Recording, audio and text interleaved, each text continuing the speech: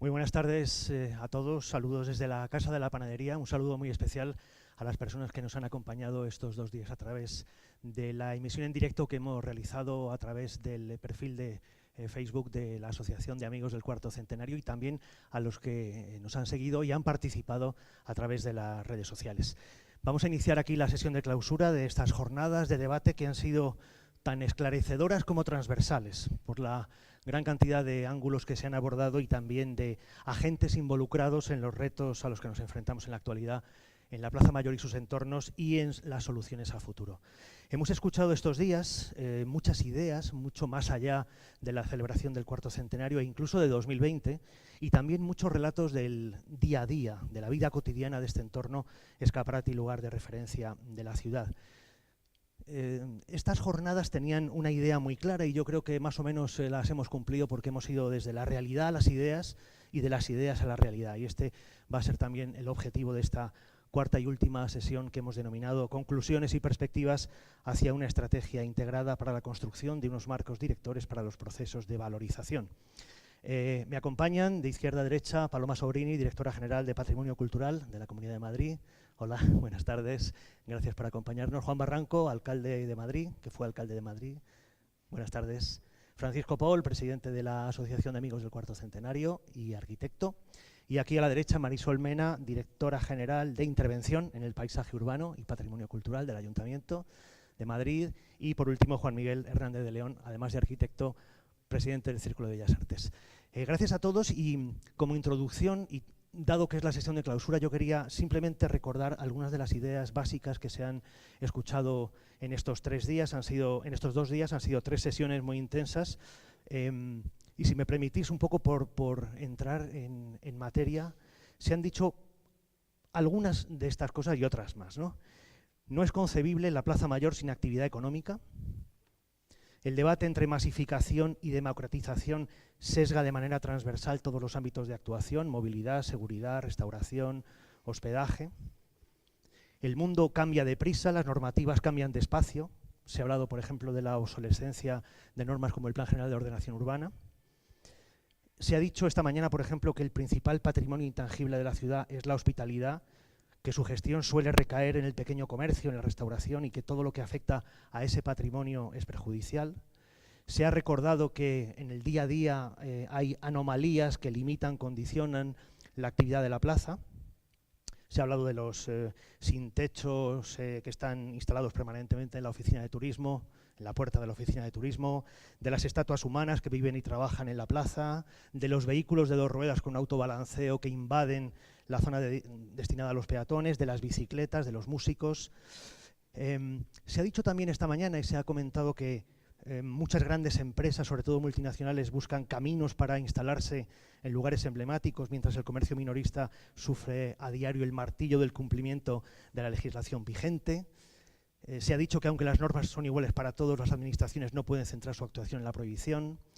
En fin, estas y otras ideas, con el objetivo final o con la conclusión final de que parece obligado conciliar intereses y que todos los sujetos que operan o que tienen que ver con la plaza y sus entornos cooperen, que la Plaza Mayor es un espacio compartido en el día a día, pero que también reclama ideas y ganas de colaboración, y también se han hecho patentes en estas jornadas, y a fin de cuentas que es cuestión de todos participar en el debate sobre el marco adecuado para una estrategia de activación sostenible, lo que hemos llamado el Proyecto 2020 o Proyecto 2020. Así que, bueno, estas y otras ideas, como digo, y vamos a empezar con Juan Miguel Hernández de León, porque con el objetivo final de hablar del proyecto 2020 y este plan director que tanto se ha comentado en estas 2 sesiones, a mí me gustaría que nos diera una perspectiva inicial sobre cuáles son los usos de la ciudad, del centro histórico de la ciudad, y también que lo relacionase la Plaza Mayor y su entorno con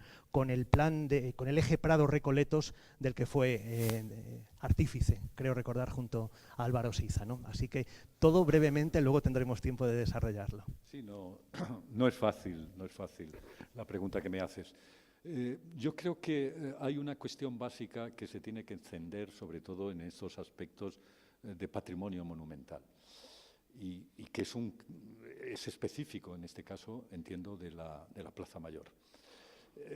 Hace ya mucho tiempo toda la doctrina patrimonial derivó hacia un concepto de valor, que es el valor de significado cultural.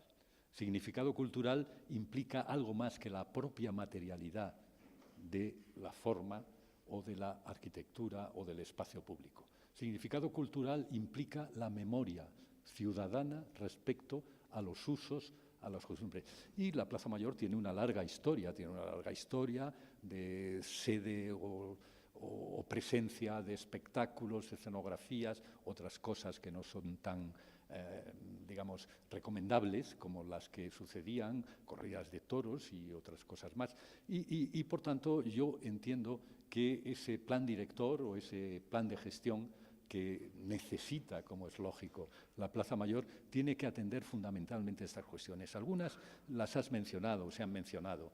En ese sentido, el que, de alguna manera, el tipo de uso, los tipos de comercio que existen, que no desnaturalicen precisamente la significación cultural, porque el espacio público es el espacio de lo común, es el espacio que pertenece a la ciudadanía. Y en ese sentido, la Plaza Mayor tiene que responder y recuperar en ese sentido.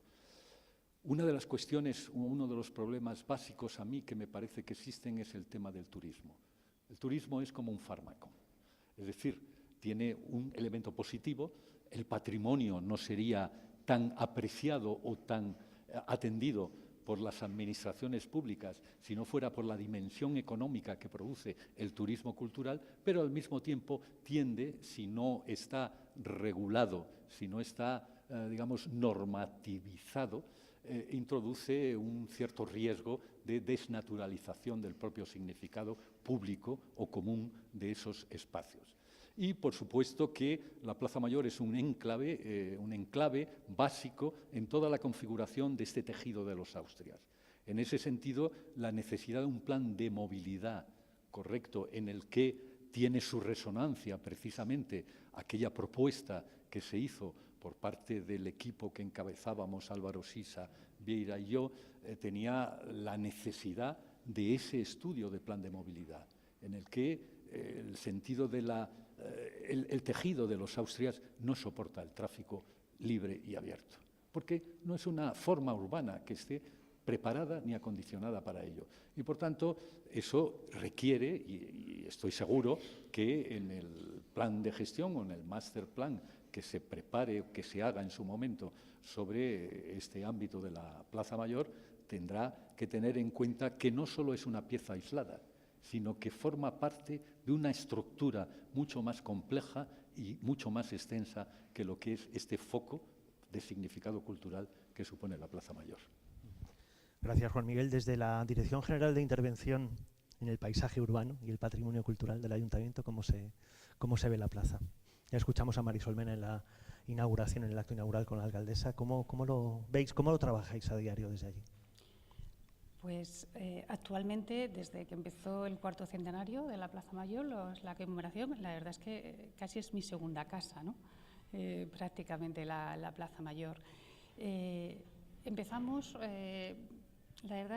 el cuarto centenario y a la vez, desde un punto de vista, nos preocupaba mucho qué estaba pasando en el presente hoy en esta plaza.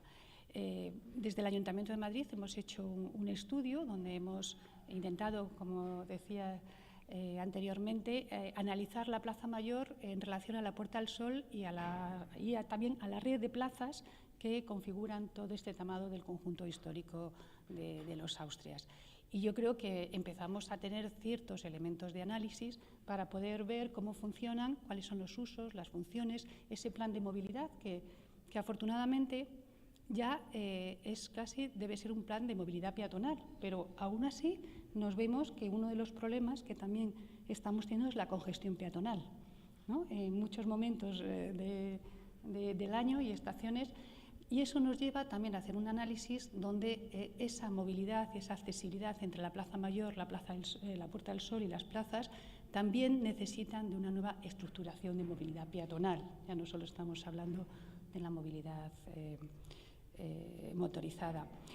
Pero este estudio también un poco nos ha venido un poco a esclarecer cuáles son los impactos, ¿no? Los impactos que tiene la Plaza Mayor, pero que también lo hemos estudiado siempre en relación, como decía, en su contexto y en las otras plazas. Y realmente, pues bueno, hay unos impactos que tienen que ver con la edificación, que fundamentalmente en la Plaza Mayor, aunque luego cada plaza tiene su peculiaridad, pero la Plaza Mayor está fundamentalmente focalizada en lo que son los zócalos comerciales, porque bueno, después de las intervenciones de los años 80, 90, pues lo que es el conjunto arquitectónico de la plaza, pues no se puede decir que esté bastante bien, aunque necesita de ciertas operaciones puntuales. Y luego también yo creo que es el debate fundamental que ahora tienen los cascos históricos, como también me decías, es el uso y las funciones, fundamentalmente, más que arquitectónico en este caso. El análisis nos tiene que llevar a replantear qué usos, qué funciones y a llegar a un equilibrio, ¿no? Aquí en la Plaza Mayor nos encontramos con ocupaciones permanentes, como pueden ser las terrazas, el comercio, el pequeño comercio, pero que también con ocupaciones temporales, pero que a veces se convierten como permanentes, ¿no? Y que tienen que ver mucho con las personas, con quién habita la plaza, ¿no? Desde esos, ¿no?, que habéis dicho, esos músicos, esas estatuas vivientes, esos personajes de cómic, es decir, esa diversidad de personajes que ocupan la plaza, pero también de aquellos eventos, ferias que han ocupado, ¿no? Y eso me parece importante destacar, porque en la plaza hasta hace muy poco, realmente aquí se celebraban todo tipo de eventos, a veces publicitarios. Nos podíamos encontrar como una carpa que te mide la tensión arterial, como un evento publicitario de un coche. Y bueno, yo creo que eso, limitar el tipo de eventos que no tienen relación con esa relación histórica de la plaza y con esa identidad, yo creo que desde luego desde primeros de año se ha limitado. Ahora mismo hay un control y una limitación de los eventos que ocurren en la plaza. Yo creo que el tema de usos y funciones y la ocupación del espacio público, que también tiene que ver, o yo me gustaría introducir en el debate, la ocupación del espacio público, como ahora mismo hay una ocupación del espacio público que tiene una gran carga desde lo privado, desde el comercio, que no tiene, y no lo digo esto como cosa para nada negativa, pero sí es verdad que los ciudadanos también a veces reclaman una plaza donde poder estar, ¿no? Ayer, por ejemplo, decía la alcaldesa que tenía unos recuerdos de la plaza donde no tenía un recuerdo de estar, sino tenía un recuerdo de hacer cosas, ¿no? Entonces, yo creo que hay criterios de habitabilidad en la plaza que también hay que plantearse, de cómo mejorar esa habitabilidad en la plaza, ese confort, que tienen que ver, bueno, pues con unos elementos que muchas veces nos van a requerir ciertos criterios de intervención. Y un poco como tenemos todavía mucha tarde por delante, sí que me gustaría un poco apuntar que la Plaza Mayor necesita de intervenciones, pero yo diría de intervenciones de retoque, ¿no? de intervenciones de acupuntura urbana, ¿no? de intervenciones finas, artesanas, donde podamos mejorar la calidad, ¿no?, de todas las actividades y usos que tiene la plaza. Gracias. Esta mañana alguien decía que sobraba autocomplacencia y hacía falta algo más de autocrítica. Y también se insistía bastante en la corresponsabilidad de las administraciones, ¿no? Entonces, desde la Dirección General de Patrimonio Cultural de la Comunidad, ¿cómo se contempla y cómo se está actuando respecto a la Plaza Mayor y el entorno? Bueno, pues como todos sabemos, es un bien de interés cultural. El expediente se declaró, creo que fue en el 85, justo antes de la nueva ley de patrimonio, pero esta declaración es poco concreta.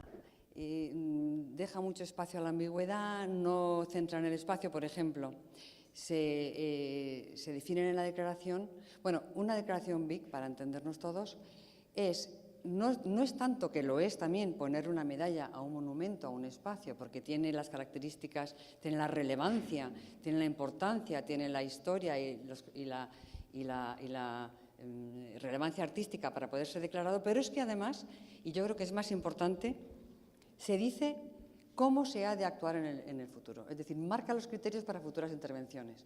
Usos compatibles, criterios de intervención. ¿Por qué? Porque si se tiene una cosa, un elemento, un monumento que tiene un valor histórico, arquitectónico, artístico, etcétera, lo que tiene que saber todo el mundo que va a intervenir ahí es cómo ha de intervenir. Y además hasta dónde debe intervenir y qué partes están afectadas por las intervenciones que se hagan ahí. Y quizás, bueno, quizás no, seguro, esta declaración se queda un poco, entonces es inconcreta. Entonces nosotros hemos tomado la decisión de volver a hacer una declaración como las que se hacen ahora. Hemos empezado por declarar, por ejemplo, el caballo, porque curiosamente en la declaración de la Plaza Mayor no están declarados, no están especificados, no están nombrados ni se relatan los elementos que pasan dentro de la plaza, es decir, cómo son los pavimentos, cómo son esas farolas, cómo es esa estatua ecuestre. Es simplemente los edificios, pero los edificios, ¿qué pasa con lo que pasa dentro? Si lo importante de la Plaza Mayor es la plaza, y la plaza está compuesta por todo es plaza, no solamente los edificios, ¿no? Tan importante como la plaza son las calles que acceden a ellas, porque ya ahí empiezan a pasar cosas que te permiten la correcta visualización y disfrute del bien o no, o te lo pueden impedir. Entonces, estamos trabajando en hacer una declaración que realmente fije. Las declaraciones, esta va a tener, como todas, tienen un estudio histórico, hablas cómo está, bueno, pues toda la historia, como el porqué de esta plaza, los motivos históricos artísticos de relevancia que hacen que merezca esta declaración, qué partes y qué elementos son los que figuran en la declaración como son relevantes y que hay que tener en cuenta y figuran expresamente en la declaración. ¿Cuáles son los usos compatibles? Que eso es fundamental, qué usos compatibles se pueden autorizar aquí para que la relevancia siga, y luego cómo ha de ser todos los criterios de intervención, y luego todo el entorno, hasta dónde llega cualquier intervención, cómo puede afectar. Porque, por ejemplo, si tenemos un caballo que está declarado y al lado se permite una discoteca, imaginaros con unas luces tremendas que están permanentemente agrediendo, pues eso no se puede permitir. O sea, hay que contemplar todo este panorama, y eso es en lo que estamos trabajando, ¿no?, en esta declaración. Yo lo que sí que creo es que se están haciendo eventos, y en eso, Marisol, pues discrepo un poco de ti. Creo que hay eventos que a todos nos gustan, que todos disfrutamos, pero quizás no es el sitio. O sea, cada evento, hay una cosa que se dice en urbanismo, que los espacios tienen el genius loci, que es como el espíritu del espacio, la vocación. Hay espacios que nacen para algo, y si haces algo que para lo que no ha nacido ese espacio, se ve que no está bien, puede dañarla, puede afectarla, puede hacer mal. Entonces yo creo que es importante todas las actividades, los usos, lo que se desarrolla aquí, que realmente respete esta magnificencia, porque además es que hay que poderla apreciar, hay que mirar esos edificios, hay que mirar todo, cómo es la plataforma, cómo son todo, y poderlo valorar en su integridad. Entonces creo que hemos tenido,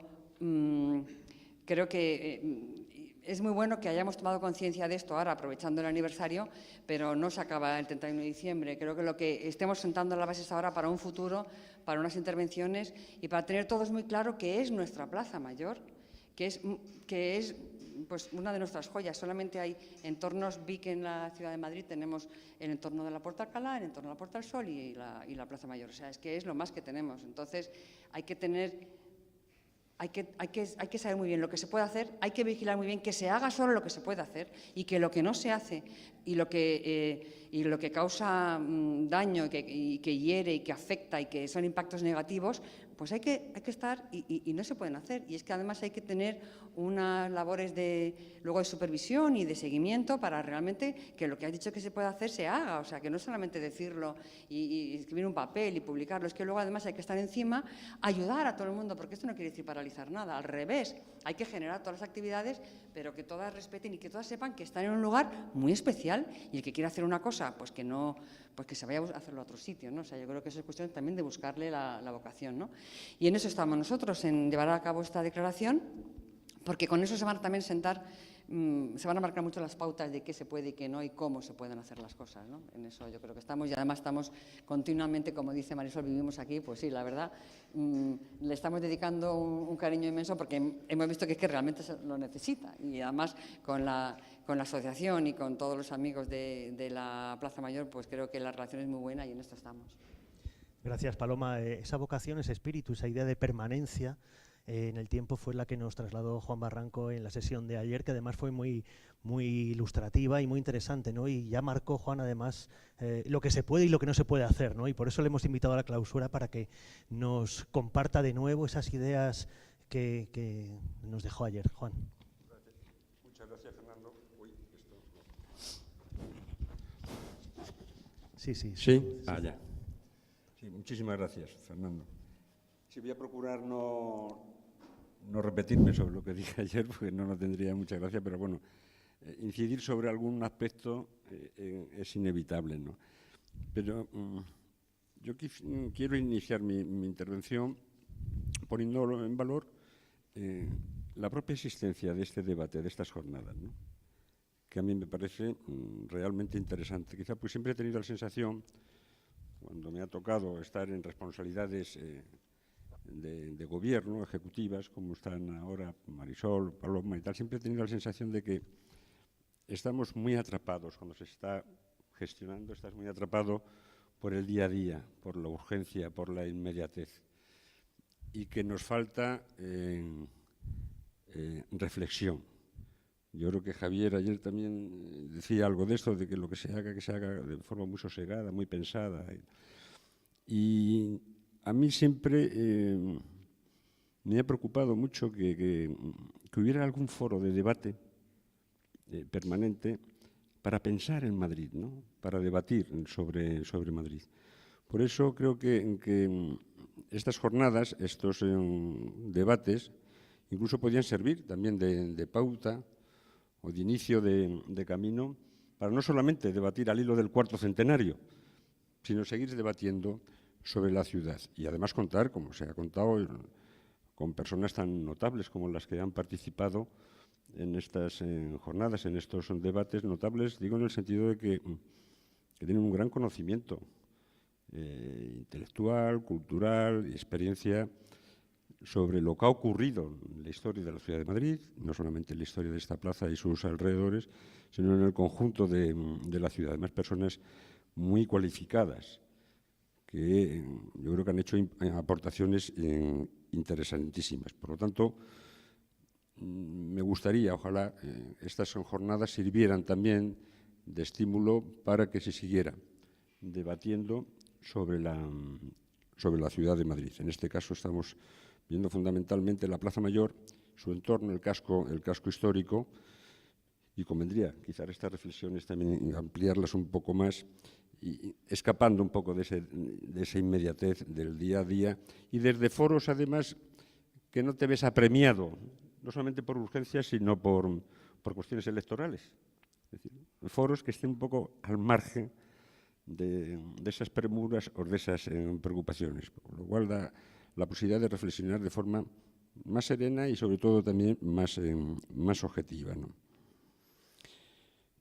Yo creo que hay algo que estamos todos de acuerdo, que es en lo del plan director que planteaba. Yo creo que ayer lo planteaba Ezquiaga, el decano del Colegio de Arquitectos, quejándose, ¿no?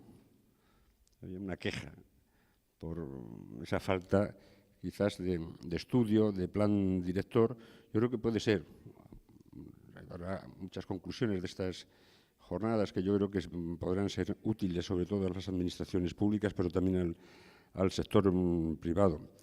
Y la elaboración de ese plan director, yo creo que nos ayudaría a todos muchísimo, ¿no? Es decir, hacer una cosa pensada, meditada, y además de la aportación de distintos puntos de vista, ¿no? De colegios profesionales, de profesores, intelectuales, responsables de gobierno en las administraciones públicas.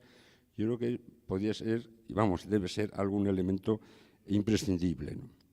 Yo creo que en lo que yo presencié ayer se detectaron también, digo, tú hablabas de la autocomplacencia, yo creo que se detectaron también y se pusieron sobre la marcha los problemas que existen en la Plaza Mayor y en su entorno. Hablamos de la infravivienda, por ejemplo, de lo que yo llamaba chabolismo vertical, que desgraciadamente existe en el centro de nuestra ciudad, y puse el ejemplo de las corralas, etcétera, y sigue habiendo un problema de infravivienda en el centro de nuestra ciudad, de viviendas muy envejecidas.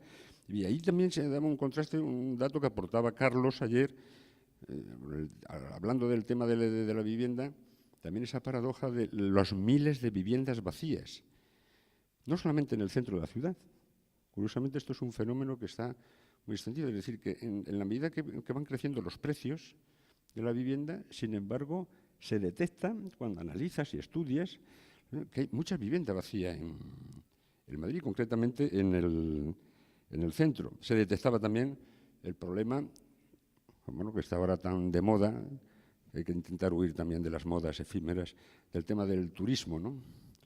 Y el tema de los alojamientos para turistas, que es un problema real, en el que en muchas ciudades, no solamente en Madrid, está causando también verdaderos problemas. La utilización o no, de qué manera, del vehículo privado, o peatonalización de determinadas zonas, que también son políticas en las que yo creo que habría que seguir insistiendo. Los ejes culturales de esta ciudad, sin duda hay un eje cultural aquí que está trazado, ¿no?, que va desde la Plaza Oriente, el Palacio Real, hasta el Museo del Prado, ¿no? Hay un eje cultural. Que las administraciones han intentado además hacerlo por la calle Huerta, que está muy bien que se haya hecho y tal, me parece estupendo, pero luego hay un eje que es el de la realidad, el que utilizan los ciudadanos, la inmensa mayoría, que es el de la calle Mayor, Puerta del Sol, Carrera San Jerónimo. Y cuando llegas a la carrera de San Jerónimo, sencillamente no puedes andar. No puedes andar. Se están haciendo operaciones de ensanchamiento de aceras y tal. Yo creo que esa sería una de las más importantes si queremos potenciar ese eje cultural y facilitar esa zona de solo andar por los espacios más emblemáticos de la ciudad de Madrid. Hablábamos también de las carencias de parques, de zonas deportivas. Eso en el centro de la ciudad porque tienes más dificultades para actuar. Zonas infantiles, centros educativos y un poco el ambiente también de la Plaza Mayor, ¿no? Algunas cosas que no voy a repetir, pero hay algunos accesos que son tétricos, tercermundistas, espantosos, que había que plantearse incluso el cerrarlo. El tema de la iluminación, que bueno, se ha hablado en varias ocasiones, y la situación. Yo paso mucho por esta plaza. Y, por ejemplo, una de las cosas que observo es algunas imágenes que parecen más de ciudades tercermundistas que de una ciudad europea moderna como es Madrid. Cómo se produce un acoso a los visitantes. Y de ahí un poco también esa propuesta, que eso habría que hacerlo con colaboración, lógicamente, de la delegación del Gobierno, de poner una comisaría permanente, aquí móvil, que se pueda hacer perfectamente, donde además se puedan presentar las denuncias, y una presencia policial permanente en la plaza. Si en algún sitio en Madrid está justificado que existe una presencia policial, unas medidas de seguridad especiales, es en la Plaza Mayor, también en el Museo del Prado y en algunos sitios más. Pero ahí, y luego, bueno, además de detectar una serie de problemas, también se planteó insistir en las políticas de rehabilitación. Eso es fundamental para todo el casco histórico, la protección del patrimonio, y ahí también en las cosas que hacer o no hacer, a mí me da mucha pena que se haya enajenado la Casa de la Carnicería. Pero, en fin, creo que son cosas que no se deben hacer. La renovación del espacio público, la inversión en equipamientos, intentar crear parques de alquiler de vivienda en rotación para jóvenes, para que uno de los problemas que tienen también los centros, que es que se despueblan de vecinos, intentar que exista ese parque. En otras ciudades europeas existe. Son parques de viviendas de los ayuntamientos que garantizan esa presencia de gente joven y además en rotación, no con vocación de quedar, ¿no?, rotando, ¿verdad?, y asequibles. Bueno, del tema de la iluminación ya habéis hablado. Y luego algo que hemos hablado, en la comisión hemos hablado de algo que a mí siempre me interesó mucho, ¿no?, y es cómo involucramos también a los niños, a los colegios, en la historia de Madrid a través de este aniversario, ¿no? Es decir, crear, dentro de las actividades culturales, que unas habría que desecharlas, yo no veo mucho sentido a que aquí en la Plaza Mayor se organicen unas hogueras para asar churrasco, asar pollos. Y había cosas que desechar y cosas que incorporar. Por ejemplo, actividades para que los niños vengan y a través de una serie de actividades puedan conocer la historia de esta plaza y, por lo tanto, la historia de la ciudadanía. Es también una propuesta muy concreta, que este sitio donde estamos ahora no solamente sea un edificio administrativo, pero se pueda crear también aquí un centro histórico en esta Casa de la Panadería y que pueda haber permanentemente también actividades, pues por ejemplo, como lo que estamos teniendo hoy aquí, o de otra naturaleza, ¿verdad? Y intentar recuperar, si se puede, esa Casa de la Panadería para dedicarlo a equipamiento, esa Casa de la Carnicería para equipamiento cultural. Yo creo que son algunas de las cosas, independientemente de que con el tiempo se haga, digamos, un análisis más sereno, más pormenorizado de las cosas, muchas de ellas interesantísimas, que se han ido planteando aquí por los ponentes a lo largo de estas jornadas. Bueno, gracias, Juan. Ahí queda ese saco de propuestas, como diría Serrat, a quien corresponda, ¿verdad? A quien corresponda cada una de las peticiones, de las propuestas que ha hecho Juan Barranco. Voy a terminar esta primera ronda con Francisco Pol, con Paco Pol, en relación con ese plan director, ese programa de gestión integral operativo, con acciones presupuestadas, sin más directrices urbanísticas que estáis manejando desde la Asociación de Amigos del Cuarto Centenario. Quizá no toda la propuesta ahora, sino vamos a intentar desgranarla porque tengo un par de palabras pedidas y unas cuantas preguntas de los espectadores. Entonces, un primer acercamiento a cómo tendría que ser ese plan director del que tanto se está hablando. Bueno, justamente me colocas bien la cuestión porque prefiero hablar después del plan concreto de la plaza y los entornos y tratar de abordar un poco ahora el contexto general del centro. Empezar diciendo que este 1917, el cuarto centenario, ha sido, pues no nos lo esperábamos. O sea, hemos trabajado muchísimo, los amigos de la plaza, y unas cosas han quedado en el camino, otras están abiertas todavía, pero balance magnífico, entiendo. No podemos esperar la realización de obras, concitar la atención de las administraciones, de tantísimas entidades, desarrollar curiosidad ciudadana, tener comprometidas trabajos de mejora en el futuro, etcétera. Pero como estamos ayer ya lo comentábamos, estamos en el horizonte 2020. Entonces, creo que ahí empieza el tránsito difícil. Voy a poner un poquito casi de música de rock de Lou Reed, del gran poeta poeta y cantante que nos ha dejado. Exactamente, Walking on the Wild Side. Como somos los de la... Aquí algunos de canas sabemos de qué hablamos, ¿no? Walking on the Wild Side. Entonces, poner un poco las cosas mal. Hablando de Madrid, poniendo que hablamos de Madrid. No solo de Madrid. Primer punto. Desde hace años y décadas ya que hemos entrado en una sociedad de información, han sido reiterativas, constantes, las atenciones, las llamadas de atención hacia el exceso de información, hacia la generación, la transformación de la información en ruido. No descubro nada nuevo.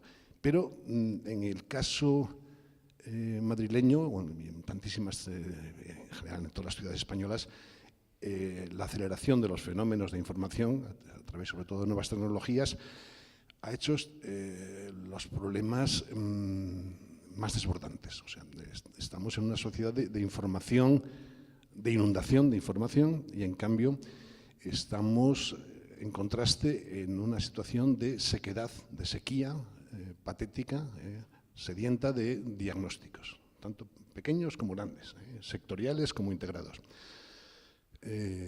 Os pongo un ejemplo, para no hablar de Madrid ahora. Estamos dirigiendo el plan de especial del casco de Santiago de Compostela. Hablamos de Santiago de Compostela, nada menos.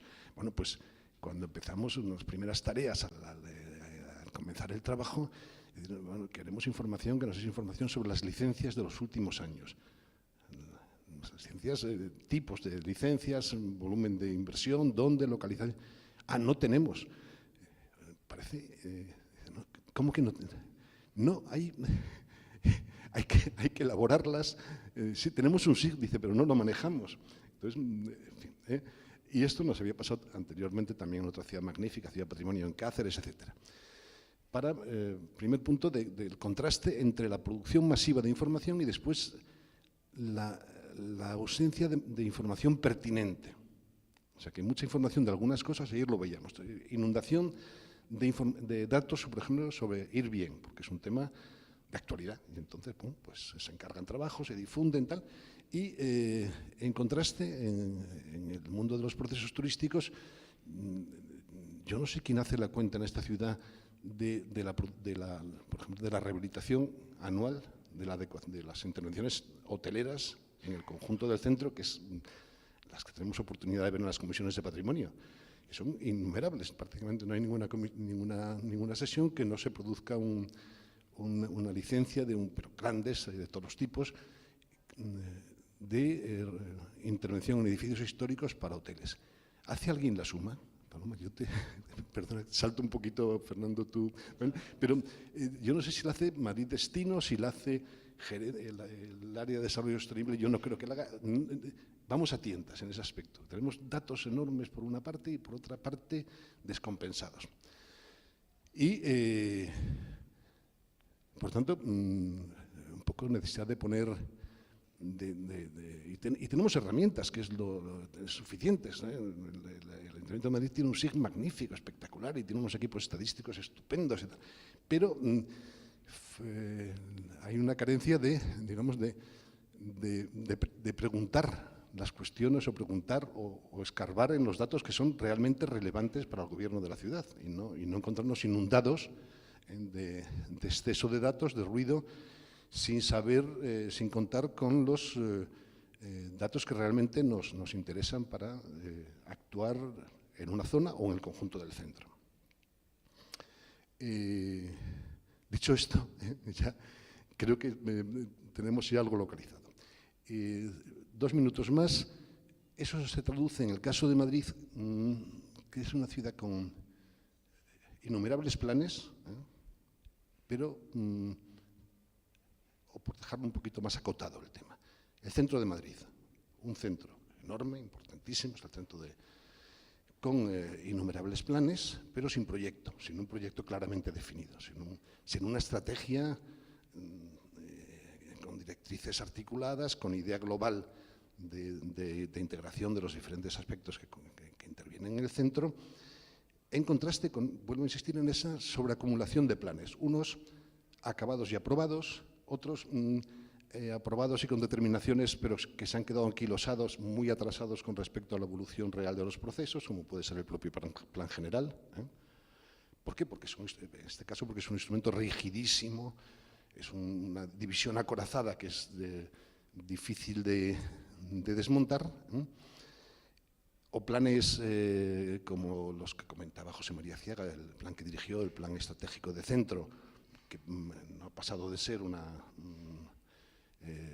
documento, digamos, casi pues, interesantísimo, pero relegado al libro de los sueños, o nuestro plan de director de calidad del paisaje, el plan que has dirigido con Álvaro, el plan especial. ¿Cómo podemos llamar a ese plan? Un plan inconcluso, un plan en espera, porque no sabría cómo... Si después... Enquistado políticamente. Enquistado, sí. Enquistado políticamente. Es decir, sobre el que se han dicho auténticas mentiras y barbaridades. El otro día leía en un amigo que escribe en un periódico de referencia que la viuda del varón había impedido que se convirtiera el Paseo del Prado en una autopista.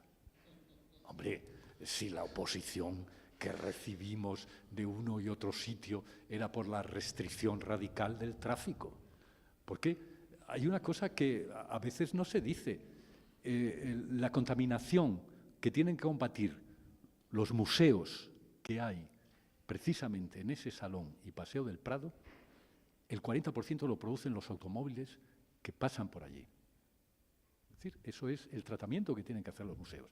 Eso es un gran atrio, lo mismo que fue un espacio estancial históricamente, porque era un borde, porque era el paso tal, y en los años 40 se invierte la condición de ese eje para convertirlo en un gran bulevar, de una manera además muy desgraciada porque se recortan las estructuras. Pensemos en las 4 fuentes de la fama, que ya nadie las identifica como una unidad espacial porque pasa 5 vías de tráfico entre las 4 fuentes, ¿no?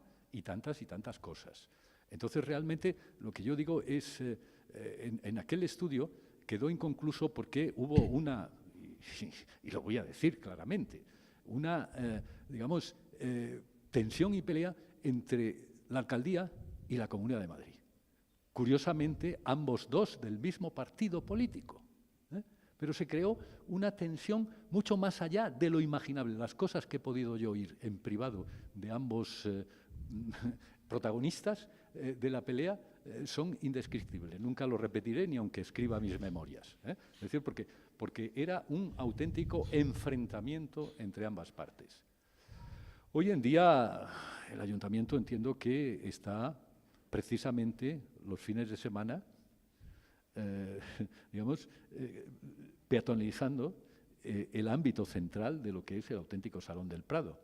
Yo alguna vez, de incógnito, es muy fácil porque nadie me conoce, pues he pasado por allí para escuchar las conversaciones y oí a alguna señora decir, oye, pues esto está muy bien, ¿y por qué no es para siempre? Y yo me daban ganas de decirle, señora, esto es lo que pretendíamos hacer, pero aquella campaña nos condujo a aparecer como arboricidas, como auténticos terroristas que pretendíamos destruir este paseo histórico que está destruido por su propia dinámica en este momento. Y, por tanto, se quedó reducido a lo que decidió el ayuntamiento hacer entonces. Recoletos, que lo hicimos. Recoletos, el paseo de Recoletos, que lo hizo. Nadie ha dicho nada, entre otras cosas. El mayor elogio que se hizo fue, ¿y tanto tiempo para no hacer nada? Es que no se nota. Pero se modificaron muchas condiciones de tratamiento, de espacio, de peatonalización, de relación con el tráfico, etcétera. Incluso de diseño de los pavimentos. Las ciudades miden su capacidad de autocomplacencia por el tratamiento de los pavimentos. Y en eso Madrid está muy deficiente. Y me callo ya. Gracias. Continuamos enseguida con estas perspectivas generales, con estos programas de gestión integral, con el proyecto 2020. Me vais a permitir que introduzca unas cuantas preguntas que hemos guardado de ayer y de hoy. Para esta sesión de la tarde os pediría que cualquiera pueda responderlo, pero que sea breve porque tengo unas cuantas y querría introducirlas todas. Y tienen que ver mucho con esto que estamos comentando, ¿no? Por ejemplo, la primera que nos envía un internauta de Granada. ¿Por qué no hay una señalética histórico-cultural en el entorno? Los turistas pasan, hacen fotos y se van. Marisol o Juan Miguel, en fin. Cogen con el micrófono. Sí, una señalética. Pues esta pregunta, la verdad es que para mí, desde que asumí las competencias de paisaje, bueno, porque paisaje al final, cuando se entiende de forma global, son muchas cosas, entonces habría que priorizar, ¿no? Dentro de las cuestiones de paisaje que priorizábamos en la ciudad. Y la verdad es que vimos que la señalética en la ciudad era como la gran asignatura pendiente de esta ciudad. O sea, tenemos un batiburrillo de señales distintas, unas de unas tipologías, otras de otras, y que, bueno, bastante caótico en este sentido, ¿no? Es una de las grandes. Bueno, pues justamente lo que hemos sacado ahora mismo es un contrato para un plan director de señalización de la ciudad, que se llama Leer Madrid.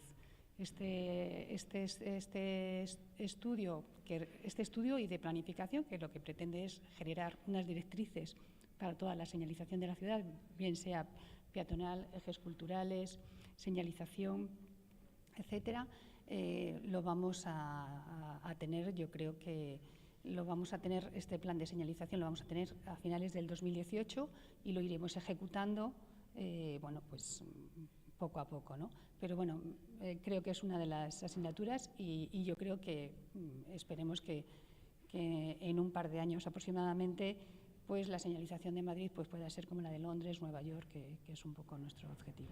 Hablando de comparaciones, sí, yo creo que al hilo de lo que ha comentado Paloma Sobrini sobre la estatua, ¿son partidarios de mantener los candados colocados en las farolas de la plaza o de eliminarlos parcialmente, como ha hecho el Ayuntamiento de París con los candados del Pont des Arts?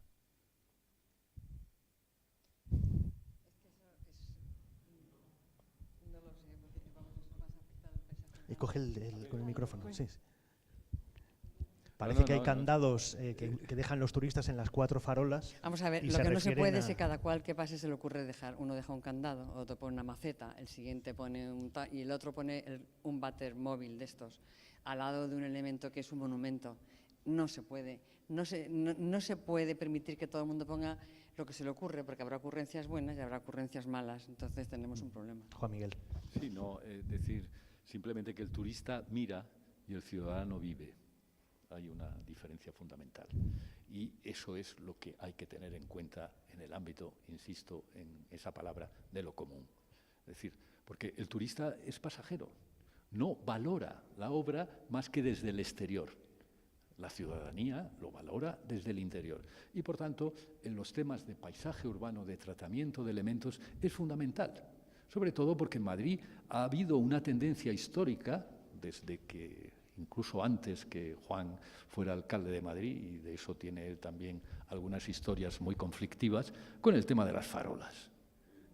Con el tema de las farolas. No lo quería sacar Juan porque, sí, pero fíjate la que se organizó cuando hicisteis la reforma de la Puerta del Sol, que hubo que cambiar las farolas aquellas pseudo-secesión por unas farolas fernandinas más falsas que no voy a decir quién, porque entraría en lo políticamente incorrecto. Pero es verdad. Y, sin embargo, ahora hay una tortuga en la Puerta del Sol. Bueno, entre ballena y tortuga, una especie de monstruo, ¿no? Y no he visto a la ciudadanía salir en defensa de esa alteración brutal de lo que es aquello. Aquí se hizo un aparcamiento, hace ya muchos años. Eso es uno de los grandes errores de una etapa en el que se entendía que el vehículo privado tenía que entrar hasta los cuartos de baño del Palacio Real. Y eso no es viable, entre otras cosas porque, como consecuencia de ese aparcamiento, genera problemas de movilidad brutal, de la gente que viene el fin de semana y quiere aparcar, al mismo tiempo que genera un tratamiento de superficie de la plaza que yo estoy seguro, no solo yo, que me molesta cuando ando por allí, sino todas las señoras que tienen algún zapato especial de tacón maldicen ese tipo de pavimentación que hay, porque se ha convertido en una plaza dura algo que no tenía la condición de plaza dura.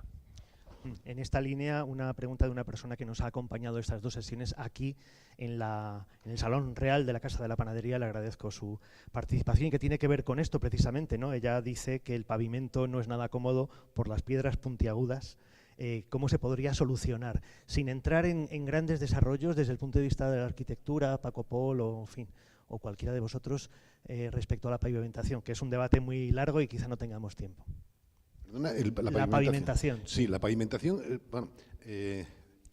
Eso que se dice, agradezco que me hagas esta pregunta, sí. Fernando, porque dentro del programa de adecuación arquitectónica estaba prevista y presupuestada una nueva pavimentación del recinto, que no pudo llevarse a cabo pues, por motivos varios y complejos. Pero lo curioso es que hace todavía, bueno, y sigue manifestándose, tiene todos los defectos posibles. Ayer los comentaba también Javier Mosteiro. Tiene un trazado auténticamente el colmo de los desaciertos. No puede ser más equivocado.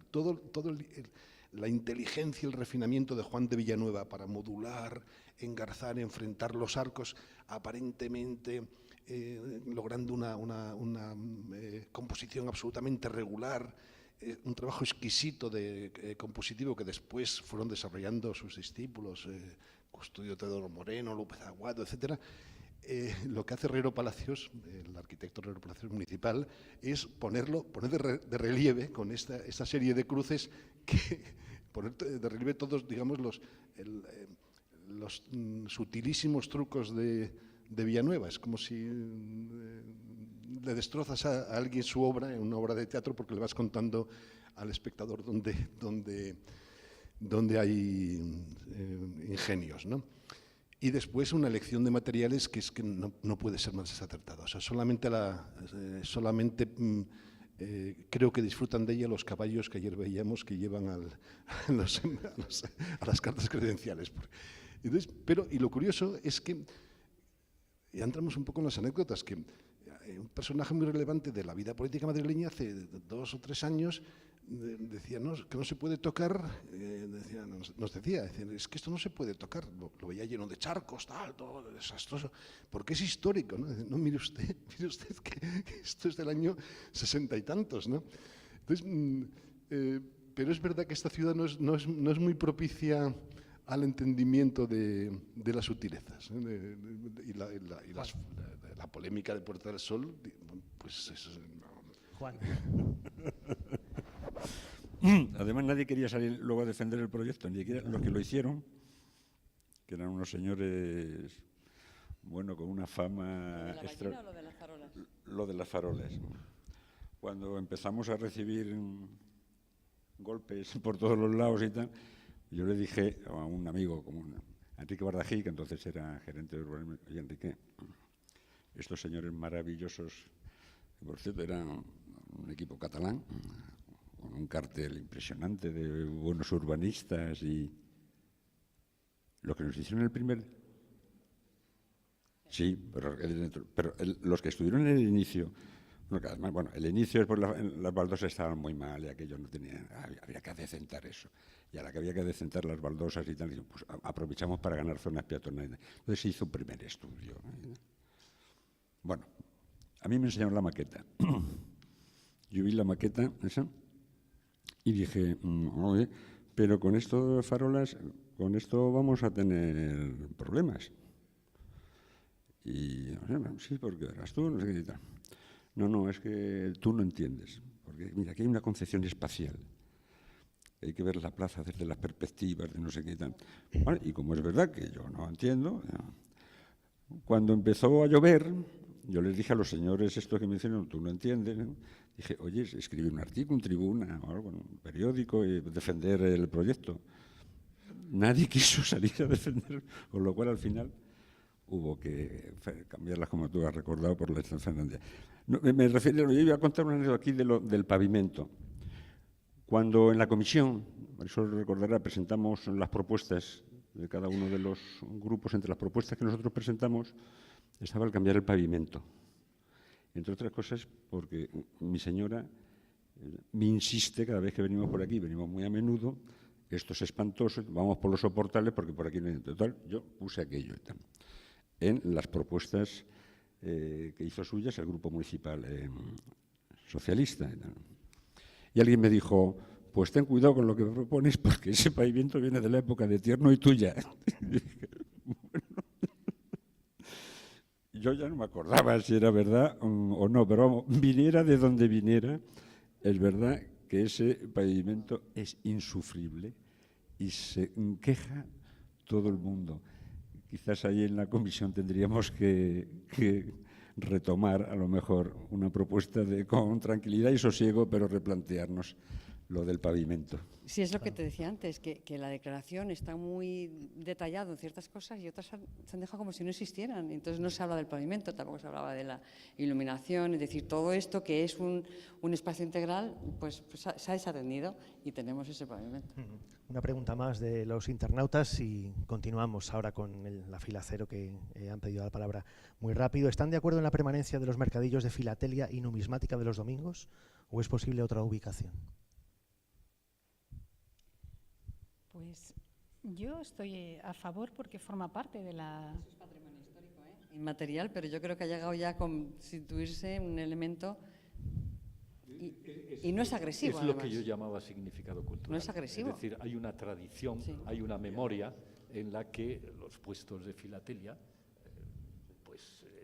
forma parte de esa tradición. Sí, sí, sí. Lo mismo que vender barquillos o las ventas de Navidad de los kioscos, porque yo vivo en Madrid desde el año 56, en el que algunos de aquí no habíais nacido, sobre todo algunas, Y recuerdo perfectamente la visita de las fiestas navideñas tan entrañables, en la que íbamos a comprar tonterías a la Plaza Mayor. Gracias a los internautas que nos han mandado estas preguntas, y vamos con la fila cero. Está Carlos Sotos en primer lugar, y no querría dejar pasar la oportunidad de recordar que dentro de un ratito José Antonio Aparicio, que esta mañana nos ha anunciado algunas propuestas muy concretas, quizá los interesados no lo han visto esta mañana, que nos la recuerde ahora por la tarde, ¿vale? Carlos Sotos, vicepresidente ejecutivo de la Asociación de Amigos. No sé, tal vez, de todas maneras, vamos a hacer un relato de todo lo que ha sido el discurso de estas jornadas, que yo creo que han sido interesantísimas, y agradecemos enormemente vuestra presencia. Lo queremos decir porque sería imposible la labor que podemos hacer desde la sociedad civil si no hay una cooperación de las administraciones, que de una forma tranquila estos debates que se están viendo, están llegando a 700, 800 internautas en estos momentos, nos permiten, digamos, proyectar, avanzar y salir, digamos, del campo de estos debates tan agrios que estamos acostumbrados a ver en términos de medios de comunicación, para entrar a debates reflexivos. Por tanto, yo creo que algunas de las propuestas os las pasamos, digo, por no repetirnos en el relato un poco de orientaciones. A mí me gustaría entrar en algunos temas que creo que de alguna manera habéis sugerido aquí, que son muy interesantes. A Paco le habéis tocado el tema del pavimento, que es como una especie de obsesión permanente desde que nos conocemos. Pero no es verdad, te han engañado, Juan, no fue de tierno ni tuyo cuando se hizo este pavimento. O sea, te han engañado, pero mucho. Mentira. Lo que no te acuerdas es que junto con el debate de los llamados supositorios de la Puerta del Sol, hubo otro debate en la Plaza Mayor a propósito del programa de ecuación arquitectónica. Y fue algo más importante que los llaveros. Luego hablaremos de los llaveros un momento. Que son los elementos que sobresalen por encima de la cornisa regularizadora de la plaza. Y ya entonces se planteó la solución de este asunto con una campaña tremenda que te obligó entonces como alcalde a dejar el tema sobre la mesa. La hizo, por cierto, el señor Sánchez Dragó, y la fachada oeste de la Plaza Mayor apareció con un cartel que ponía Hiroshima, porque hubo una portada del ABC que decía que la mayor agresión después de Hiroshima era lo que se pretendía hacer en la Plaza Mayor, es decir, quitarle su columpio y su piscina olímpica, que sobresalía sobre la plaza. Es decir, lo de los intereses que se convierten en lo justo en función de la proyección de los medios. Uno de los temas del plan director necesariamente es recuperar elementos de la fisonomía de la plaza que son importantes, que hay que tomarlos en consideración, pero que si no crecerán como setas, como decía Paloma ayer, creo, por la mañana, y que a nosotros nos preocupan enormemente. Porque los candados no os preocupéis. La Asociación de Amigos del Cuarto Centenario tiene un comando rumano que los desmonta esta noche sin problemas. Así, tranquilamente. Y si parece lo digo con toda claridad porque hay momentos, hay cosas que hay que resolver, ya que estamos en época de desobediencias, hay cosas que hay que resolver desde la obediencia a la estética y a la Plaza Mayor, por encima de la obediencia a costumbres, usos que además tienen efecto llamada. Uno ve un llavero y a continuación se llama una ferretería que tiene al lado y pone otro llavero. ¿No ve ninguno? Pues probablemente se le quita la tentación. Desaparecerán la semana que viene los candados. Y esto no lo he dicho en ningún sitio. La segunda cuestión que quería plantear un poco en la relación un poco de la articulación de nuestra intervención, estos debates que estamos teniendo estos días, el debate entre lo público y lo privado. Hay un tema muy interesante que ayer Carlos Yes no pudo estar en el debate de por la tarde, pero ha tenido el detalle de mandarnos su intervención completa, que vamos a incorporar a la web. Y hay un elemento fundamental que a mí me ha sorprendido cuando nos lo ha mandado esta mañana, para la publicación, saldrá mañana. El lugar más representativo de Madrid a enseñar a un forastero sobre una encuesta realizada en torno a Madrid, Comunidad de Madrid, es por este orden. Primero la Puerta del Sol, después la Plaza Mayor. Pero el detalle es que la Puerta del Sol es más popular entre el sector juvenil, señalada como referente por los habitantes de la periferia sureste.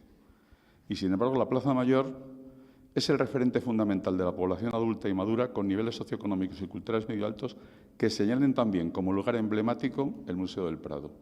Es decir, la Plaza Mayor tiene un elemento de maridaje con el Museo del Prado es un elemento emblemático de primer orden, es decir, sumando, esto sí lo repito esta mañana, sumando Puerta del Sol, Plaza Mayor y Gran Vía, estamos en el 42,8% de lugares emblemáticos que los madrileños entienden como representativos y preferentes en la ciudad por un forastero. ¿Y estamos a la altura de esa demanda cuando hablamos de la gente? Yo pienso que no. Tenemos que estarlo. El plan director que nosotros de alguna manera hemos insistido desde hace... tiene que ir en esta dirección. Evidentemente habrá elementos de carácter estético y habrá carácter de la señalética cultural y habrá elementos de este tipo, pero habrá que conjugar ese conjunto de factores que están operando, porque podemos resolver el problema de la señalética cultural y tener una señalética comercial insoportable, por ejemplo, como el que hay en la calle Postas, que tú lo miras y prácticamente estás entrando en Beirut, más que en un entorno histórico como el de la Plaza Mayor. ¿Eso significa que estamos planteando nosotros demonizar la acción privada? Todo lo contrario. Estamos planteando una cosa que yo, que fue en segundo de Derecho de hace muchísimos años, aprendí del Nobel de Economía Paul Samuelson, cuando distinguía entre Producto Interior Bruto y bienestar económico neto. O sea, el conjunto de bienes y servicios, que es el economicismo, es decir, todo lo que se hace, ¿es bueno? No. Lo que es bueno es lo que de forma neta genera bienestar. Inventó el BEN. Está casi, yo luego lo descubrí más tarde en las pruebas de instituto de mis hijos, muchísimos años más tarde, pero parece que no se lo aprende nadie. Todo el mundo está con el Producto Interior Bruto y no con el bienestar económico neto. Nosotros necesitamos, en la Plaza Mayor, desde la perspectiva de la iniciativa privada, desde la perspectiva de la colaboración cívica, hacer el discurso del bienestar económico neto de la plaza. Sin complejos también. Es decir, en ese mismo informe que nos manda Carlos ya se dice, hay pocos asientos en la plaza. Evidentemente, fueron las circulares. Antes del programa de coordinación arquitectónica ni las había. Pero hay un uso social también de las terrazas de la plaza que resuelven una parte de ese problema. ¿Es la única? No. Evidentemente, como decíais, hay que ver el conjunto del bien de interés cultural, sus usos, los espacios delimitados para esos usos, los usos públicos compatibles, la acción, digamos, de la propia iniciativa privada y, hasta cierto punto, la regulación. Esta mañana de ella.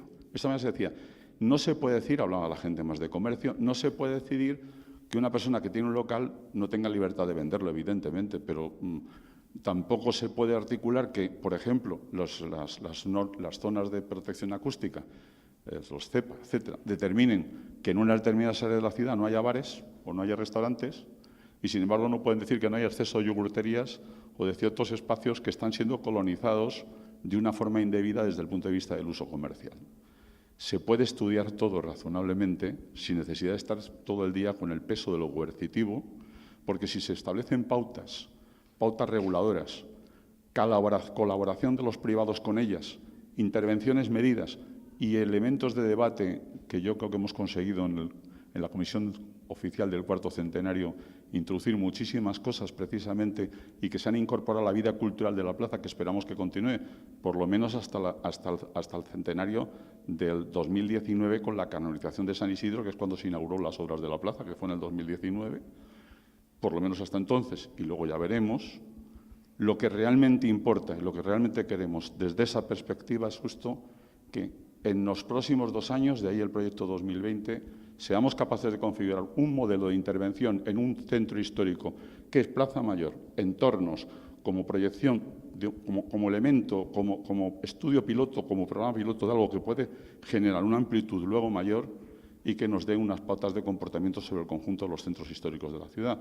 No digo que no haya otras plazas, que las hay, que han tenido intervenciones y las tendrán, pero con la complejidad de ese 42,8% de visitantes, por encima incluso de el Prado y el Retiro, digo, en el porcentaje que le corresponde a la Plaza Mayor, o nos ponemos a la altura de eso, todavía no lo estamos desde todos los puntos de vista, o no habrá proyecto 2020 razonable. Una última consideración. El 2020 es que es el inicio de otra legislatura. El 19 hay elecciones municipales. Ese nombre no es casual. Empezamos esta andadura, el de la Asociación de Amigos del Cuarto Centenario, antes de las elecciones anteriores. Y planteamos un conjunto de iniciativas que afortunadamente hoy podemos disfrutar de ellas en términos culturales en la plaza, dirigidos por Marisol Mena de una forma absolutamente eficaz y con el apoyo municipal, etcétera, etcétera. Estos 2 próximos años se van a debatir con las urgencias propias que decía Juan Barranco, se van a debatir los presupuestos municipales en el año 2018, que serán los del 2019 electorales. Y al final cada partido sacará un programa que incluso improvisarán los últimos 3 meses y aparecerán las diferentes tertulias. No queremos eso. Conseguimos el 4º centenario que conseguimos presionando, entre comillas, de forma amable a la Administración, hablando con todos los partidos políticos y con todas las instituciones para hacer posible esa comisión oficial, que hoy es un éxito. Pues el proyecto 2020 lo que pretendemos, lo decimos a todos los que habéis colaborado en estas jornadas, los que pretendemos que colaboren en el futuro, es crear un movimiento cívico potente para que las administraciones pongan en marcha ese plan director y haya ese escenario de colaboración que en el 2020 se convierta en presupuestos y en instrumentos ejecutivos. Gracias. Juan Miguel, luego Paco Pol. Hay en este asunto hay algo de lo que has mencionado, Carlos, que me parece fundamental, aunque es uno de los temas que entiendo más complicados en un plan de gestión. Es el tema del pequeño comercio, del comercio minoritario. Fijaros que si nosotros recorremos, por ejemplo, el último tramo de la calle Mayor, cuando se aproxima a la Cuesta de la Vega, todo el pequeño comercio minoritario se ha convertido en la venta de toros, bailarinas, es decir, gallet para turistas. Es decir, eso yo me imagino, y la Plaza Mayor puede correr un riesgo precisamente de lo que es la condición del pequeño comercio tradicional que ha configurado precisamente su significado cultural.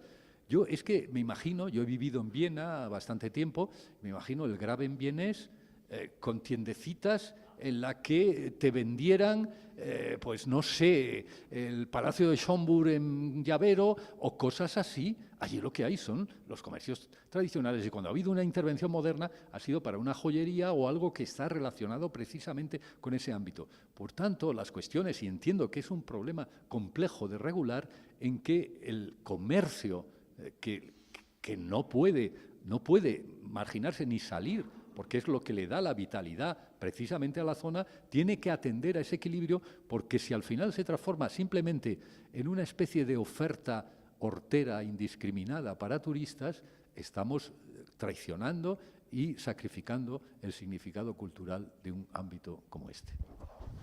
Sí, pero no tanto, porque vamos a ver que solamente no es Madrid. Te vas a Praga, te vas a París y hay sitios donde tienes la tal, la cual. Lo que pasa es que se puede hacer mal o se puede hacer bien. Esos locales tienen una serie de consideraciones. Dime la plaza del Ayuntamiento de Praga si tiene comercios de ese tipo, porque conozco también muy bien Praga. Bueno, Juan Miguel, que se puede hacer bien, tienes un local, no tienes por qué imponer, creo que tampoco estamos aquí para prohibir que implanten una serie de negocios, pero lo que pasa es que lo pueden hacer bien.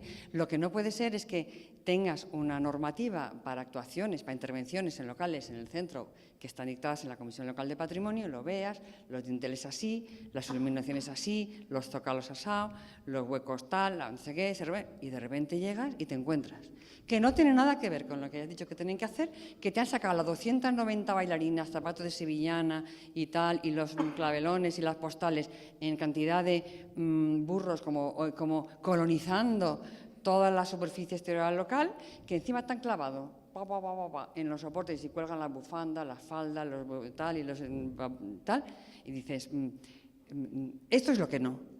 Entonces yo creo que de un local que arquitectónicamente la configuración es buena, está aprobado porque se puede hacer bien, y que luego dentro vendan lo que quieran, lo que no pueden es salir, invadir un espacio público con una serie de cosas que están totalmente prohibidas, que no se pueden permitir en el centro de Madrid, en un centro como es la Plaza Mayor o muchos espacios así de tanta calidad. Podemos debatir. Sí, Paloma, pero estás hablando de una condición puramente formal o física, que estoy de acuerdo contigo. No se puede consentir eso. Ahora bien, hay otra cosa, digamos, de la infraestructura, de la entretela, del espíritu de esas zonas, que es que si tú, las bailarinas solo la van a comprar los turistas. Y si tú eliminas, y Juan Barranco y yo somos casi vecinos del centro de Madrid, de una zona del centro de Madrid, sabemos la dificultad en este momento, cuando vamos por la Plaza de Ramales y por otros sitios, qué tipo de comercio te encuentras. Ya ha empezado afortunadamente a haber panaderías, cosas que se agradecen. Sí, pero vamos a ser prácticos. Es que creo, a lo mejor me equivoco, pero creo que la Administración no puede prohibir. ¿Tú qué quieres? ¿Una tienda de bailarinas y gorras del Real Madrid? Pues no, pues creo que no. Si tú cumples una serie de requerimientos y unas normativas y luego haces lo que tienes que hacer, no creo que podamos obligar a que haya un tipo de comercio No, y yo prohibir no estoy hablando en absoluto, Paloma. Soy casi más liberal que otras cosas en ese sentido. No estoy hablando de una imposición al tipo de comercio. Lo que estoy hablando de una política de incentivación en la gestión y uso del significado de manera que no cierren los comercios tradicionales. Marisol. Bueno, yo creo que este es un tema, me parece complejo, pero yo creo que el pequeño comercio es la clave que estructura las ciudades, ¿no? Yo siempre comparo porque a las personas les gusta pasear por el centro histórico y por qué no nos gusta pasear por los ensanches, ¿no? Porque a nadie le gusta por el ensanche de los Paus, ¿no?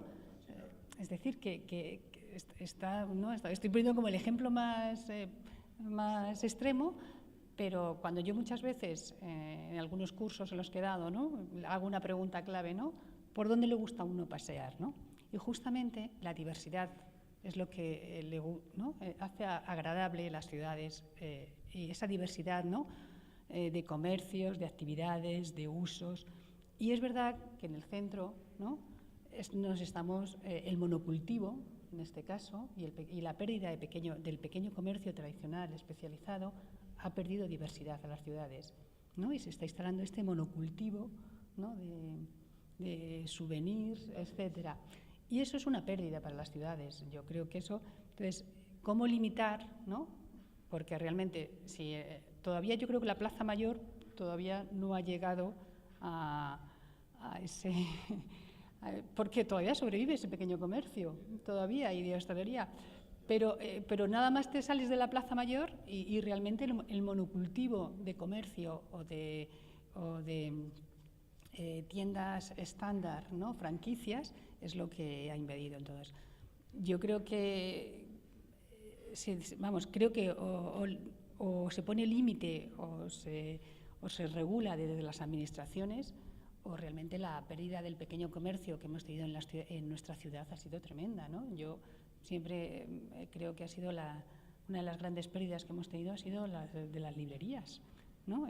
Librerías de referencia que un día han sido y ya no estaba cerrada, ¿no? Bueno, yo creo que ahí sí que, y en esto creo que las administraciones tenemos una responsabilidad. Cuando uno no regula y no pone límites, pues al final el mercado es el que regula, ¿no? Y el mercado ha dado como consecuencia el monocultivo y ha hecho una pérdida de diversidad en las ciudades, ¿no?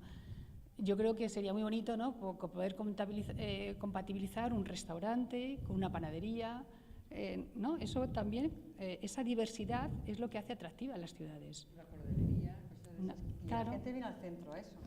La gente viene al centro a eso por cordones antiguos, cestas, fieltros, cosas que no las hay fuera. Y es maravilloso las tiendas, sombreros. La fila cero de Carlos. Conviene precisar una cosa que creo que es importante, porque perdonar que sea un poco no reiterativo, sino concreto en una cosa. A ver, es que el problema es la discriminación subjetiva que tiene la Administración a la hora de ponerle el cascabel al gato. Es decir, si un restaurante de la Plaza Mayor o del entorno pone un cartel no homologado en la Plaza Mayor, cosa que me parece bien, no es que se deniega, es que aparece un camión de la Policía Municipal y te lo retira. Pero, por supuesto, en el uso de la libertad de comercio y en unas condiciones, digamos, constitucionales, una persona puede tener cualquier tipo de tienda, sin duda. Ya hay una cierta tendencia. 2 locales de filatelia se han convertido en la Plaza Mayor en souvenirs. Y, obviamente, es algo que de alguna manera son señales de alerta y algunos otros antiguas farmacias transformadas en un horror azul cobalto en la calle de Botoneras. Pero el problema está en que no sé por qué aparece el camión de la Policía Municipal o el inspector de nebulización de la terraza, o el inspector de sanidad, o el inspector de trabajo, con esa frecuencia razonable. O sea, no sé por qué me parece absolutamente razonable, porque la Administración está para proteger los derechos de consumidores y de los ciudadanos, sin la menor duda. Pero ¿por qué no puede pasar por el señor que coloniza completamente la calle Gerona y impide el paso en los soportales, que son el gran olvidado, y nadie puede venir con un camión y retirar la mercancía? O encontrarnos todos los días y cotidianamente, por ejemplo, la propuesta que ha hecho Juan Barranco es estupenda. En cuanto haya una comisaría permanente en la Plaza Mayor, desaparecen lateros, manteros y otras especies de acción comercial que ocupan privativamente la plaza y que no son precisamente el mejor ejemplo de comercio, sin entrar en el acoso permanente a los viandantes sentados en las terrazas, que si mañana ampliáramos el parque de mobiliario urbano y la gente estuviera sentada, podríais observar, incluso yo sé que es una pequeña tortura, pero os invito a que una tarde estéis solamente una hora en cualquiera de las terrazas de la Plaza Mayor y encontréis o sufráis cada 2 minutos la presencia de un vendedor de algo que de una forma intempestiva acusa al ciudadano que no tiene por qué aguantar la venta permanente de productos de todo tipo sin entrar, como se decía ayer, en los chupinazos aéreos, digamos, para conquistar el espacio por la noche. Entonces, importantísimo para esto, y termino, que no sea arbitrario, que si se actúa sobre la totalidad de la plaza. Y de la forma que se lleva el camión para quitar el cartel de un restaurante, se quite la mercancía inadecuada que está fuera de normativa. Voy a quedarme en la fila cero, si no te importa, Carlos. Pasa el micrófono a José Antonio Aparicio, que estaba sentado antes, le hemos visto entrar porque ha ido a atender a la televisión y ahora regresa. Y justo en esta misma línea, esta mañana la Asociación de Hosteleros de la Plaza Mayor, tú eres el presidente, habéis hecho un anuncio en esta dialéctica y en esta tensión de lo público, lo privado, los empresarios, comerciantes, las administraciones públicas, si camináis juntos, uno por cada lado, etcétera, etcétera. Ha habido 2 propuestas concretas muy interesantes que son noticia, vamos. Yo si estuviera en un medio de comunicación ahora lo sacaría porque realmente me parece que son, en la línea que comenta Carlos, 2 novedades interesantes para los próximos meses, ¿no? Sí, Cuéntanos. antes de nada constatar que el interés de estas jornadas que están suscitando, o sea, lo acabo de comprobar con el interés de los propios medios de comunicación que están siguiendo las jornadas a través de streaming y que ya están muy, muy pendientes de lo que aquí estamos hablando en directo prácticamente. Bueno, yo insistiría un poco en lo que esta mañana hemos debatido, en la parte del panel más económico, la parte más económica o de actividad económica en la plaza y el entorno, y es un poco llegar a la conclusión de que la Administración no llega a todos los lados. Esta mañana ha quedado bastante claro que hay tantas aristas en lo que ocurre en la plaza y en el entorno que hay que reconocer que la Administración pública no llega a todos los puntos. Bien, esto es una conclusión ya de por sí interesante. Claro, la consecuencia es por qué no intentamos apoyarnos en la sociedad civil que puede plantear ideas canalizadas con una filosofía claramente propositiva y proactiva, es decir, dejando un poco al margen el interés privado particular y viendo un poco más al interés general de quien conoce la zona, está asentado y bueno, garantiza un poco esa implantación y esa representatividad en el área. Es una de las mejores conclusiones que yo he visto esta mañana, llegar a esa conclusión. Como digo, y va la redundancia, no llegamos a todos los lados, por lo tanto vamos a canalizar las propuestas que nos lleguen desde la sociedad. Este es un ejemplo de ello. Segundo, como privado, empresario, pero también como vecino, me gustaría recalcar esa tutela administrativa más que esa traba administrativa. Es decir, las administraciones yo creo que en pleno siglo XXI nos deben tutelar y orientar y no obstaculizar en muchos casos, máxime cuando los proyectos que hoy por hoy se están presentando en el centro de la ciudad, hay ideas muy interesantes. Hay que tener en cuenta que, lo comentaba esta mañana, que detrás de nuestra asociación hay mucho joven empresario que está empezando a participar, se está asociando con proyectos gastronómicos de muchísimo interés. Estas personas nos llegan con ideas que son muy importantes. Somos un medio, un instrumento que creo que es interesante para hacer llegar a la Administración esas ideas. Y como uno de los proyectos que anunciabas, Fernando, pues es un poco el trabajo casi de 10 años de conscientes de las limitaciones y de los problemas que tenemos de oferta, de instalaciones en el zócalo comercial y más nuestra parte que es la hostelería y la restauración. Hemos presentado por fin la tercera parte de nuestro proyecto de adecuación de terrazas, que creemos que es la última, que es la culminación, y que pretende de una manera definitiva, espero, ordenar estas fantásticas terrazas que tenemos en la plaza. Se hablaba esta mañana y también se ha mencionado en algunos momentos de ocupación privada del espacio público. Y alguien mencionaba en las primeras jornadas de debate que es increíble que mires en Google la plaza desde arriba y veas tantas sombrillas tan grandes y tan blancas ocupando el espacio público. Bien, yo he comprobado el proyecto que estamos trabajando y que ya hemos presentado a la Administración. Es el 13% de la superficie de la plaza la que las terrazas, las actuales terrazas, conformarían con ese proyecto. Hay un 87% de espacio libre en la plaza, útil, y, curiosamente, asomándonos esta mañana a la plaza, resultaba que el 13%, prácticamente el único 13% de porcentaje de ocupación de la plaza con actividad social era el 13% de las terrazas. El 87% era, bueno, pues era un paso, como se ha mencionado, un paso pero sin elementos de retención, era un transcurrir de Postas o Sal a Ciudad Rodrigo y de Ciudad Rodrigo a Gerona, pero poca retención. Bueno, nosotros tenemos puesto ilusión en este proyecto porque es la fase definitiva, son 10 años de trabajo. Hemos valorado todo lo que nuestros clientes nos han dicho durante estos 10 años. Hemos intentado meterlo en una coctelera y que salga un servicio de calidad. Hemos intentado respetar el entorno en el que trabajamos, eso es primordial. Hemos implicado a todos los hosteleros de la plaza, a todos los empresarios que han firmado en blanco ese proyecto para el futuro, comprometiéndose a hacer esas inversiones, de manera que va a ser un proyecto que no va a admitir dudas y que no va a tener vuelta atrás. Es una propuesta que hacemos a la Administración, sabiendo que, a su vez, detrás de ese proyecto hay una paz social para futuro. No es fácil, porque somos muchos los que operamos en restauración en la plaza y hay un espacio únicamente, pero bueno, resulta, creo, ordenado.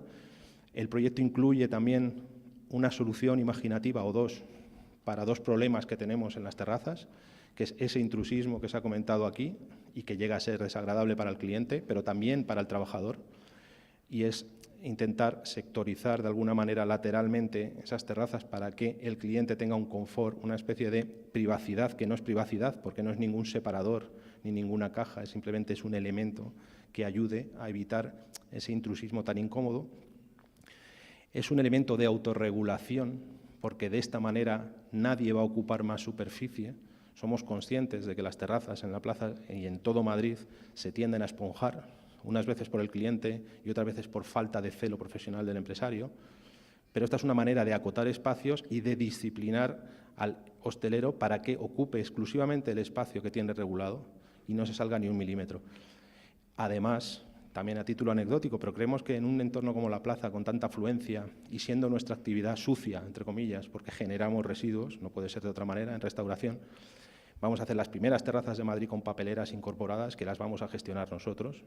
Es, si se quiere, un intento también de educar a nuestros clientes y a las personas que transistan que la plaza debe estar cuidada, incluso también aunque haya una actividad de hostelería o incluso más aún así. Y bueno, pues desde el punto de vista de nuestra asociación, digamos que es el proyecto estrella de cara al cuarto centenario. Lo hemos guardado para el final, lo hemos trabajado mucho, con un gabinete de arquitectura suficientemente capacitado. Lo hemos intentado mostrar y presentar a las administraciones para que también, lógicamente, nos orienten. Y bueno, sería para nosotros el colofón adecuado a este cuarto centenario. Seguro que tendrá muy buena receptividad por parte de las administraciones, me dice Paloma que sí, ¿verdad? Y también por parte de las personas que vivimos y que pasamos por aquí, y también de los trabajadores, de los empresarios, comerciantes y de los turistas que vienen fuera de Madrid.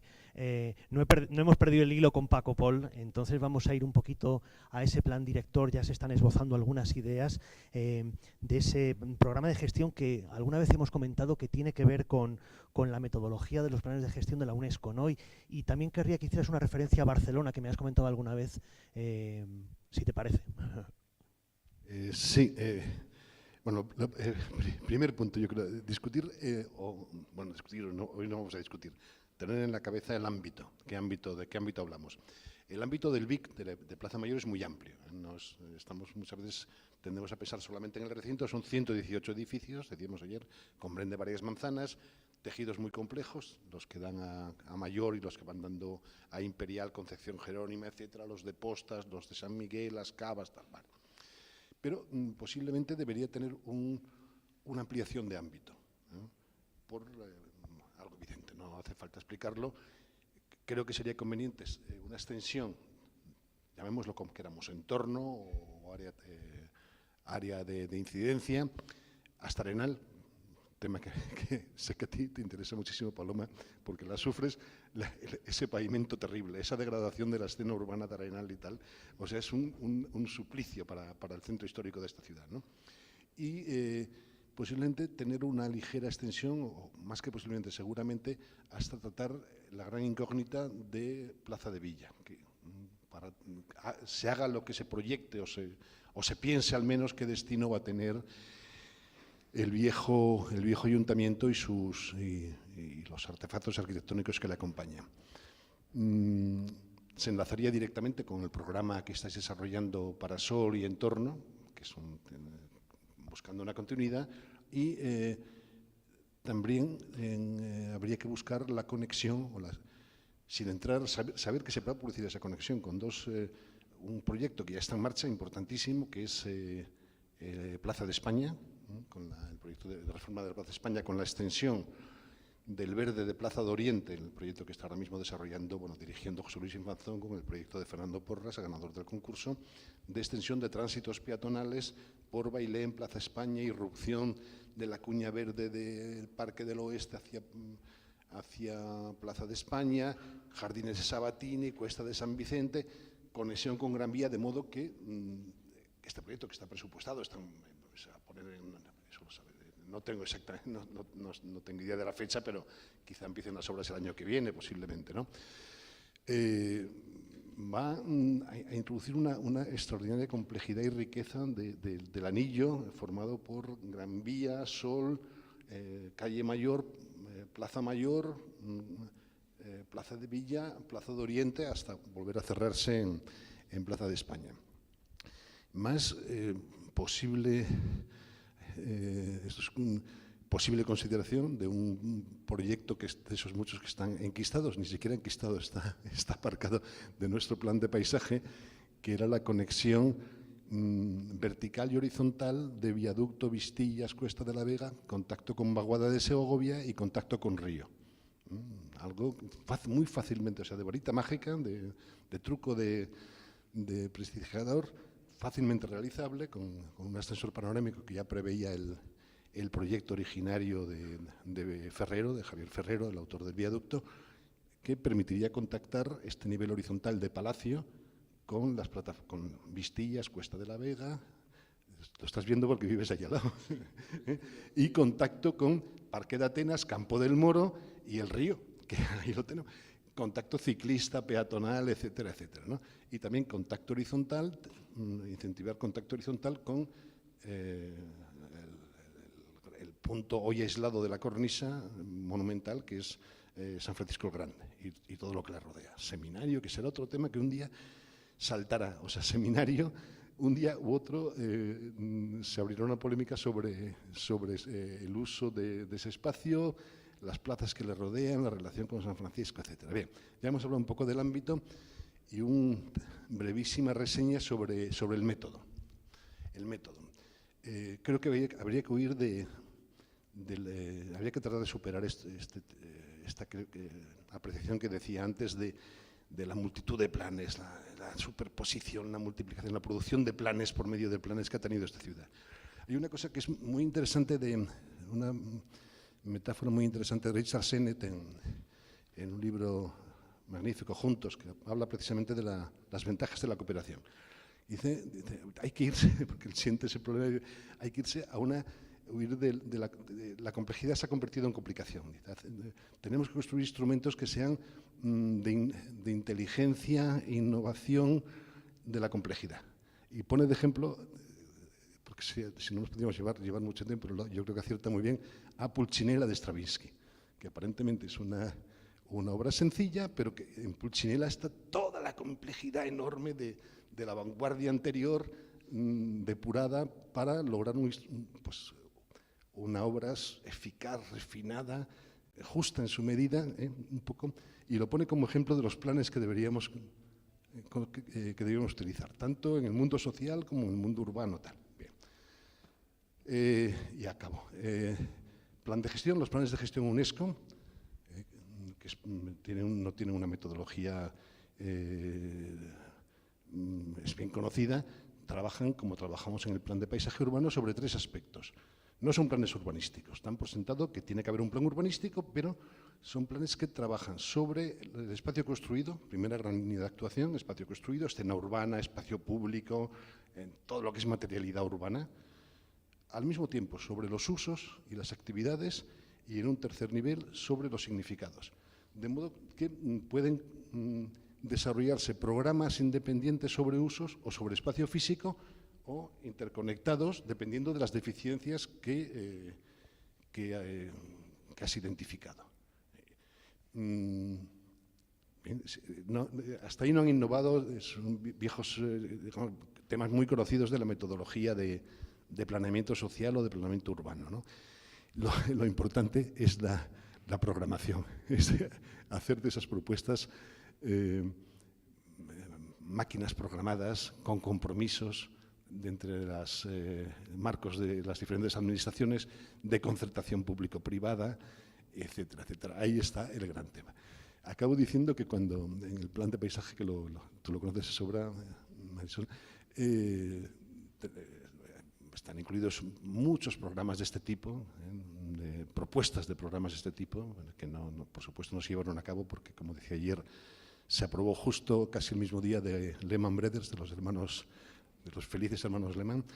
En el plan trabajó un experto administrativista que señalaba para cada programa los departamentos municipales y de la Comunidad de Madrid, cuya colaboración era imprescindible, asignando un papel protagonista o de dirección o de coordinación a uno de los departamentos.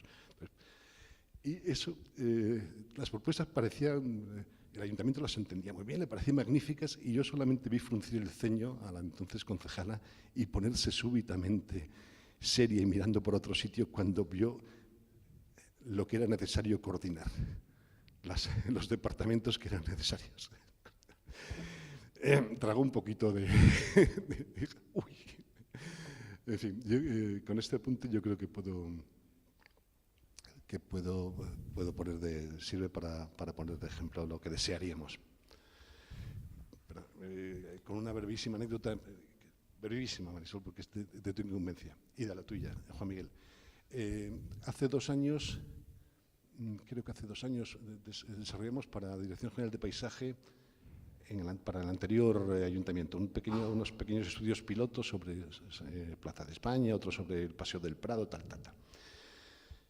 Y en Prado estaban desarrollando entonces las obras de reparación, se llamen como se llamen, que ejecutaba la empresa Ortiz por encargo de lo que fuese la Dirección General de, lo que es ahora la Dirección General de Espacio Público. Vimos, porque éramos administración y pedimos el proyecto, eran 4 DIN A3, y las obras, bueno, importantes, un coste, eran 4 millones de euros de reparaciones que nadie sabe dónde se han ido. Y justamente no entraron, como sabes muy bien tú, Juan Miguel, perfectamente, en los servicios públicos, digamos, el de toilette, por llamarlos de alguna manera, que sería la ilustración perfecta del término cutre, por no hablar mal del tercer mundo, porque eso depende de la MT, nos dijeron. Y sobre los pavimentos de Fuente de Apolo, porque eso depende de patrimonio. Entonces, las verjas, las verjitas lo sabes, los parterres también dependían de patrimonio. Entonces, pusieron pavimento enlosados, bueno, que deben haber sido tu sufrimiento. Cuando los ves, cada vez que los ves, debes... Porque una cosa es de un departamento, otra de otro, y lo más sencillo era poner baldosas, y fue lo que hicieron, poner baldosas y bordillos tipo A, bordillos tipo B. Ven, con esto... No. Pero el tema es... Marisol primero, luego Juan Miguel, si es posible, volvemos a la Plaza Mayor.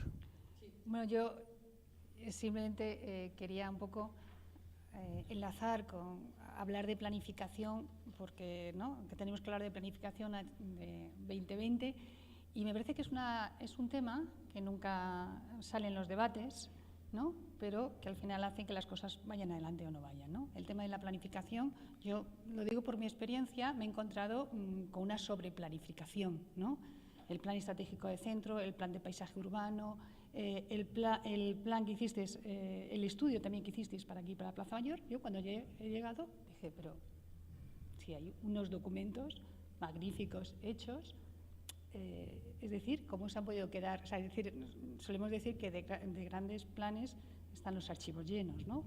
Y muchas veces, por el caso que tú ponías, ¿no? Es decir, a veces para poner en marcha esos planes, ¿no? Hace falta, o sea, es decir, están poco, yo diría, a veces poco realistas a la hora de operativizarlos, ¿no? Se hace mucho esfuerzo en la planificación, en la visión, pero a la hora de operativizarlos dentro de una administración, una estructura, nos encontramos, como tú decías, ¿no? Con la dificultad de coordinar, ¿no? Y como un departamento encarga un estudio y el que lo tiene que ejecutar lo desconoce. Es decir, que la estanqueidad muchas veces en las que se trabaja dentro de la administración. Yo por eso creo que cada vez soy como más pragmática en el sentido de decir, es necesaria la planificación, pero que la planificación sea operativa. O sea, que eso que planificamos le pongamos, como se suele decir, ¿no? A mí me gustaba mi abuelo que me decía, ¿no? Tener la mirada larga, pero el paso corto, ¿no? Decir, vamos a hacer cosas, es decir, que la planificación, yo creo que hace poco estuve en unas jornadas en Barcelona y realmente es una cuestión que nos estamos planteando mucho desde las administraciones, ¿no? ¿Qué ha pasado con la planificación? ¿Por qué muchas?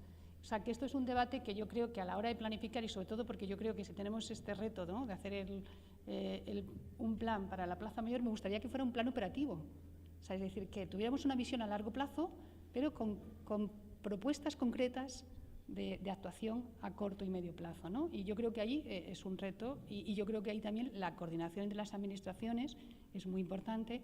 O el ejemplo que ha puesto José Antonio, ¿no? De cómo, ¿no? Muchas iniciativas efectivamente la administración no llega y ole el que haya iniciativas que trabajadas y consensuadas con la sociedad civil lo puedan operativizar ellos, ¿no? No todo lo va a tener que operativizar la administración, ¿no?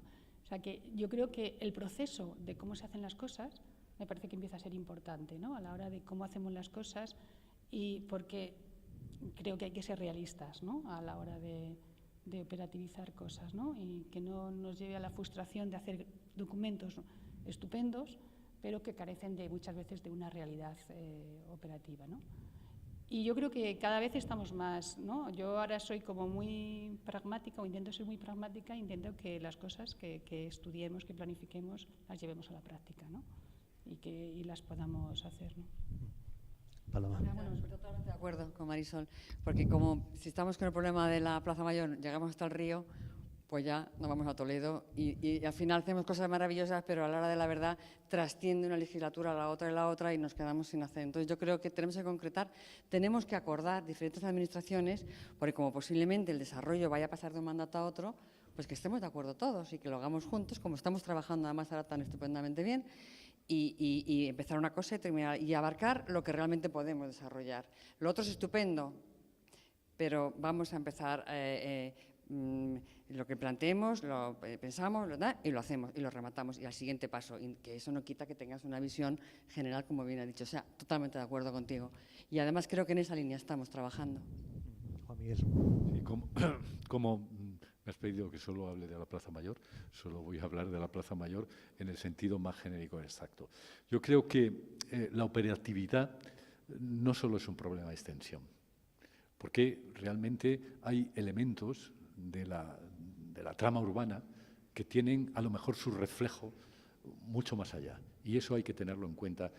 Yo creo que la operatividad va precisamente en lo que tú estabas planteando y lo que planteaba también Paco Pol, de la complejidad de las instancias responsables, etcétera, que funcionan. Yo que he tenido experiencia, a veces satisfactorias y otras no tanto, de trabajar el espacio público, sé lo complicado que es cambiar simplemente porque el paisaje urbano es una cuestión holística, es una cuestión de totalidad, el significado cultural también. Y entonces, cuando tú te encuentras con 18 compañías telefónicas, gas, electricidad y tal, simplemente para el tratamiento de un pavimento, en que cada una tiene completamente autonomía y tienes que negociar y convencerles como si tú fueras una especie de intruso que estás intentando coordinar aquello, porque nadie tiene capacidad de decirle, no, mire, esto hay que hacerlo de esta determinada manera.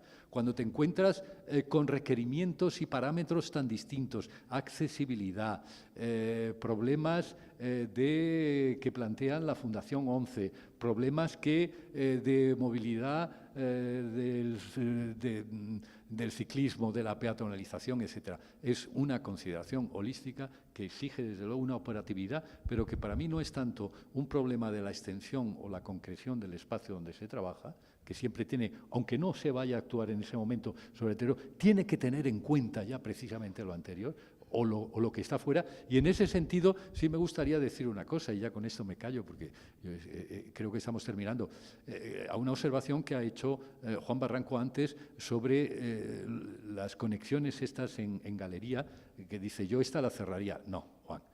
Una condición de la significación de la Plaza Mayor es la porosidad. Es decir, una de las mayores, sensaciones que se produce es el poder desde distintos puntos. Lo que sí hay que hacer es lo que se ha dicho por aquí. Hombre, lo que no se puede dejar, esos espacios intermedios o esos umbrales, que es la parte más poética e interesante de cualquier arquitectura, el umbral, el elemento de transición, es dejarlos como si fuera un poco la sensación de basura. Lo mismo que hay que tener cuidado. Es que hay otra cosa, y ya de verdad que con esto me callo, que llevo aquí 2 horas y estoy poniéndome de los nervios. Es decir, lo que no se puede es tratar el patrimonio histórico de esta manera. Es decir, una pintura plástica, brillante, en los muros, un tratamiento de soporte con la cerámica y tal, que es horroroso, una puerta que nunca existió y que está allí, y una iluminación completamente antihistórica con el ámbito de esos espacios. Bueno, pues esto a pequeña escala de este salón simplemente espantoso en el que estamos hoy reunidos, en el que demuestra una falta de sensibilidad en la intervención total, pues que no se produzca en el ámbito del espacio público y del espacio común. Gracias, Juan Miguel. Bueno, en todo caso, ayer se dijo que casi la plaza más importante de Europa es la Plaza de San Marcos de Venecia y está peor que la Plaza Mayor, o sea que tengámoslo en cuenta también, ¿no? Bueno, vamos a terminar porque es el momento de cerrar estas jornadas. Quiero hacerlo con Juan Barranco, que, en fin, nació en Jaén, pero fue madrileño de Vallecas de toda la vida y sigue siéndolo, y llegó a ser alcalde, y además pasa con frecuencia con su señora por aquí, por el pavimento de la plaza, para que cierre estas, y amigo del cuarto centenario, para que cierre estas jornadas como quiera. Así no, que, por favor, no, yo no quiero cerrar, ni muchísimo menos, no. Me parece que al hilo de la interesantísima cooperación que estáis teniendo, sí, me ha ocurrido recordar unas cosas. Bueno, Juan Miguel, eso de que el acceso ese que se llama del Arco del Triunfo, es todo menos arco y menos triunfo. Y vamos a las 10 de la noche y lo visitamos, o vamos a las 9 de la mañana y vemos qué es eso. El primer error es la entrada al parking que hay. Es que de ahí, que tú lo has mencionado antes, de hacer el parking ahí, han venido muchos problemas. Muchos. Tú has mencionado alguno, yo te voy a decir otro. Y que, claro, eso de Madrid, que dice además que viene de Majerí, de los árabes, de tierra de muchas aguas y tal, es verdad. Hay muchas aguas subterráneas. Bueno, aquí también. Y este sitio donde estamos ahora no se derrumbó de milagro, porque a tiempo se detectó todas las erosiones que había y todos los problemas que había originado, y tuvimos unos problemas y unos gastos que no voy a enumerar aquí. Pero, y de ahí, efectivamente, ese acceso, que se ha convertido en una cosa terrorífica, pues bueno, habría que darle un tratamiento especial.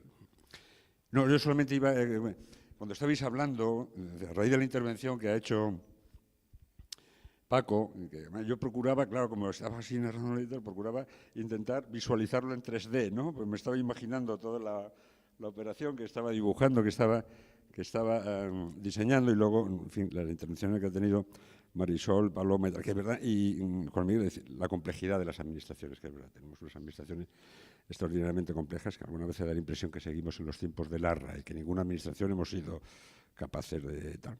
Pero bueno, en Francia y en París, todos los presidentes de la República siempre dejan un gran proyecto.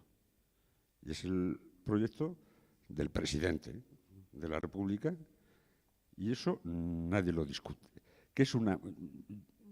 Yo creo que los franceses en el terreno municipal tienen unas magníficas tradiciones y unas costumbres, una cultura, algunas veces envidiables. Por ejemplo, tú no puedes ser ministro si no has pasado antes por un ayuntamiento, por una administración local. Bueno, pues tienen también esto, es decir, que el presidente de la República siempre deja una gran obra. En las ciudades hay muchos tipos de proyectos y muchos tipos de obras, unas muy pequeñas, de las juntas de distrito, etcétera, y tal, que cuando más descentralizadas estén, por cierto, mejor para poder acometerlas, pero luego hay grandes operaciones de ciudad, que no es un área, no es una concejala ni un concejal, no, son operaciones de ciudad. Por ejemplo, el Campo de las Naciones es una gran operación de ciudad. O la central de transportes, es una operación de ciudad. El llevarse IFEMA de aquí, los mataderos, y tal, es una operación de ciudad. Soterrar la M30 es una operación de ciudad. Hay operaciones de ciudad que incumben a todos y que, lógicamente, el máximo responsable, sea el alcalde, sea el presidente de la República, en el caso francés, sea el alcalde, o el plan de transporte de cercanías en su día. Cuando se hicieron todo esto que ahora no apreciamos, del plan de transporte de Madrid, con las cercanías de toda el área metropolitana. Los planes, los trenes de cercanías, que ahora utilizamos, eso fue un plan de transporte que se hizo también. Hay grandes operaciones que deben vencer esas dificultades, si es verdad que es una gran operación. Y a mí, lo que os he escuchado de los estudios que habéis hecho vosotros y tal, yo le daría la consideración de grandes operaciones de ciudad, que tendría un tratamiento que va más allá del agobio de un área concreta y tal, y adquiere otro carácter y otra jerarquía que obligaría inmediatamente a coordinarse a todo el mundo que tenga que coordinarse. Es decir, que la dispersión de nuestras administraciones no pueden impedir que se desarrollen planes ambiciosos de ciudad, porque ha demostrado además en la práctica que esas cosas se pueden superar. Bien, lo que parece claro, desde luego, es que estamos orgullosos de nuestra ciudad, la ciudad en la que vivimos, orgullosos de la Plaza Mayor, que queda mucho por hacer y que es cuestión de todos y de todas mejorar este entorno privilegiado. Os doy las gracias a los 5 por acompañarnos en esta última jornada, esta sesión de clausura. También doy las gracias al equipo de la Asociación de Amigos del Cuarto Centenario, al equipo técnico que ha hecho posible estas jornadas de debate sobre la Plaza Mayor, que está en nuestra historia y que está en nuestro corazón. Así que gracias por su atención, seguimiento y muy buenas tardes.